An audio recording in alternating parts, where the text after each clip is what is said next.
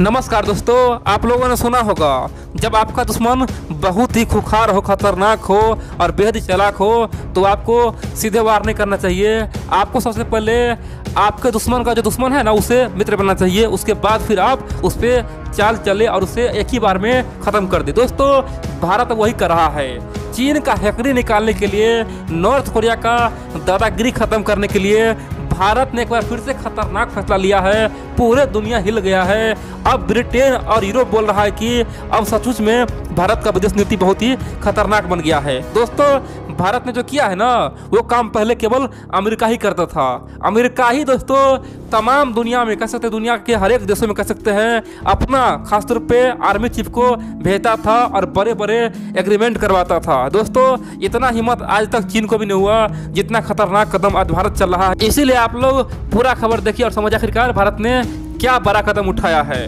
दोस्तों, आप जानते हैं भारत के आर्मी चीफ को बुलाया जाता है कि सबसे शांत और गंभीर आर्मी चीफ। जिस दिन वो गुस्सा हो जाए समझो किसी देश का कहानी खत्म, पाकिस्तान की कहानी खत्म। दोस्तों, आप देखेंगे तो भारत के आर्मी चीफ कहीं भी कभी भी दोस्तों किसी देश का दौरा नहीं करता था। आप देखेंगे तो भारत का आर्मी चीफ न तो कभी गल्फ का दौरा करता था, नहीं कभी खासतौर पे यूरोप का दौरा करता था, नहीं फॉरेन का दौरा करता था। दोस्तों, वो केवल कभी कभी नेपाल पहुंचता था या फिर हो सकता है कभी कभार यानी कि सालों में कभी कभार श्रीलंका का दौरा करता था। दोस्तों, इतना ही तक सीमित था। हो सकता है कभी कभी धोखाधड़ी से मालदीव पहुंच गया।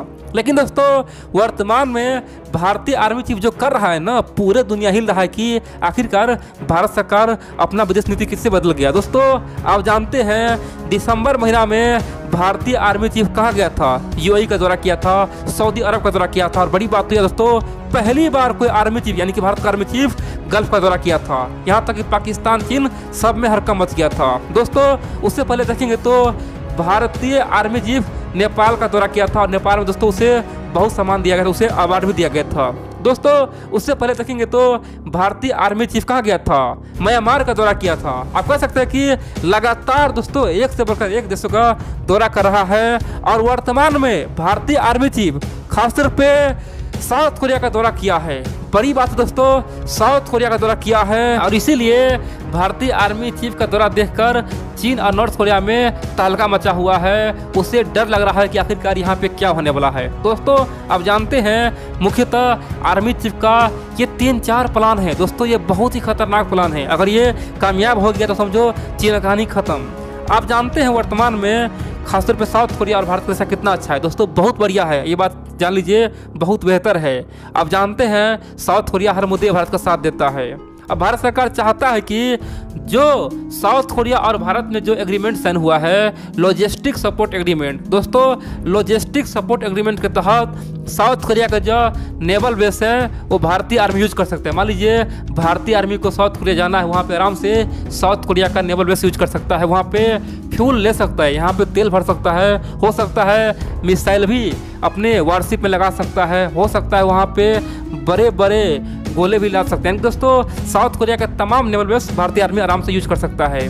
बदले में साउथ कोरिया भी भारत आराम से आएगा और भारत का तमाम जो नेवल बेस है वो भी यूज करेगा। कोई दिक्कत नहीं है। वहाँ चाहे तो अपना फ्यूल भर सकते हैं, वारशिप में चाहे तो मिसाइल तैनात कर सकता है, वहाँ चाहे तो गोला बारूद ले सकता है, यानी कि भारत सरकार उसे सब मदद देगा।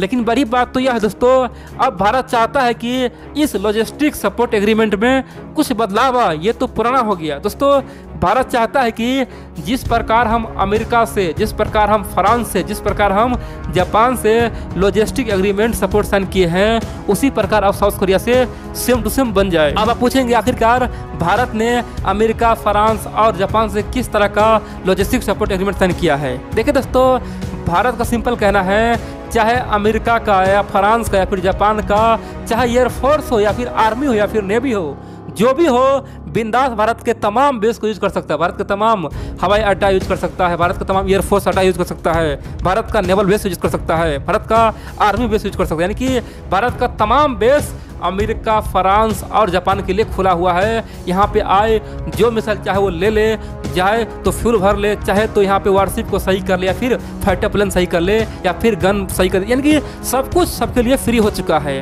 बदले में दोस्तों भारतीय आर्मी के लिए सेम है। भारतीय आर्मी चाहे तो फ्रांस का चाहे तो आर्मी बेस हो जाए या फिर एयर बेस हो जाए या फिर नेवल बेस हो जाए, सब कुछ यूज करेगा। भारत के लिए अमेरिका का सब कुछ खुला हो चुका है, चाहे तो अमेरिका का नेवल बेस हो गया या फिर आर्मी बेस हो गया या फिर एयर बेस हो गया, सब कुछ यूज करेगा।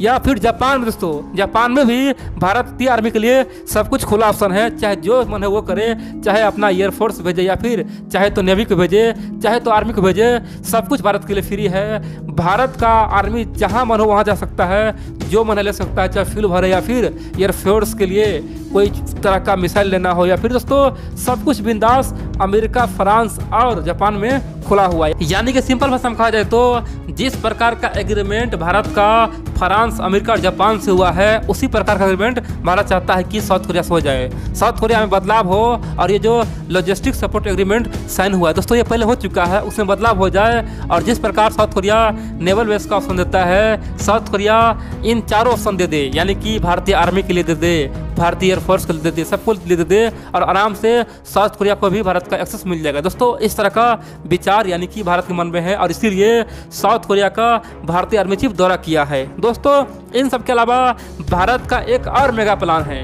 भारत खासतौर पे साउथ कोरिया को बताएगा कि जिस प्रकार साउथ कोरिया और भारत मिलकर बहुत ही खतरनाक आर्टिलरी गन बना रहा है। दोस्तों आप जानते हैं K9 वज्र आर्टिलरी गन खासतौर पे साउथ कोरिया और भारत मिलकर बना रहा है और पूरे दुनिया में दोस्तों हड़कंप मचा रहा है। तो भारत चाहता है कि आने वाले समय में साउथ कोरिया और भारत मिलकर कई तरह का मिसाइल बनाए, कई तरह का हथियार बनाए और दोनों खासतौर पे इस क्षेत्र में तहलका मचाए। दोस्तों इस पे भारत सरकार काम करना चाहता है और इसीलिए भारतीय आर्मी चीफ वहाँ पे दौरा किया है। अब आप पूछेंगे यहाँ पे साउथ कोरिया का क्या डिमांड है, साउथ कोरिया आखिरकार भारत से क्या चाहता है। सिंपल भाषा में कहे तो साउथ कोरिया भारत से केवल एक ही चीज चाहता है, वो चाहता है कि भारत उसे हमेशा चीन और नॉर्थ कोरिया से बचाए। जब भी साउथ कोरिया पे कोई हमला करे, चाहे चीन हो या फिर नॉर्थ कोरिया हो, उस समय भारत मैदान में आकर साउथ कोरिया को बचाए। और दोस्तों भारत ने साउथ कोरिया को सारा आश्वासन पहले ही दे चुका है, लेकिन अभी वर्तमान में साउथ कोरिया चाहता है कि भारतीय खुफिया एजेंसी से जुड़े, भारतीय खुफिया एजेंसी का तमाम रिपोर्ट ले। आप पूछेंगे आखिरकार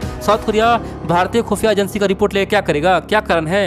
देखिए दोस्तों आप जानते हैं वर्तमान में जिस प्रकार ईरान, पाकिस्तान, नॉर्थ कोरिया और यहाँ तक कि दोस्तों चाइना, कह सकते हैं कि सब में जो ग्रुप बना हुआ है, सब में जो गुट बना हुआ है दोस्तों, उस पे दुनिया के तमाम बड़े बड़े देश, खासतौर पर यूरोप के तमाम देश कई बार रिपोर्ट छाप चुका है कि वर्तमान में north Korea, Iran, Pakistan illegally काम कर रहा है, यानी कि बेहद ही खतरनाक काम कर रहा है, एक दूसरे के देश में मिसाइल आदान प्रदान कर रहा है और खतरनाक पसल का मिसाइल जो है ना उसका डिजाइन आपस में शेयर कर रहा है। ये बहुत ही गलत है दोस्तों, इस तरह का रिपोर्ट पहले भी छप चुका है। तो सिंपल सी बात है, यहाँ पे साउथ कोरिया को डर लग रहा है। दोस्तों आप जानते हैं ना वर्तमान में जो नॉर्थ कोरिया के पास परमाणु बम है वो भी पाकिस्तान का देन है। दोस्तों पाकिस्तान का जो न्यूक्लियर कह सकते फादर जो है ना दोस्तों, न्यूक्लियर प्रोग्राम का फादर, उसका नाम था अयूब खान। दोस्तों अयूब खान एक बिकाऊ इंसान था, उसने पैसा के लिए बहुत सारे देश को दोस्तों परमाणु बम बनाने का तरीका सिखा दिया, खासतौर पे ईरान को शेयर किया, लीबिया को शेयर किया, नॉर्थ कोरिया को शेयर किया। और बड़ी बात तो यह है कि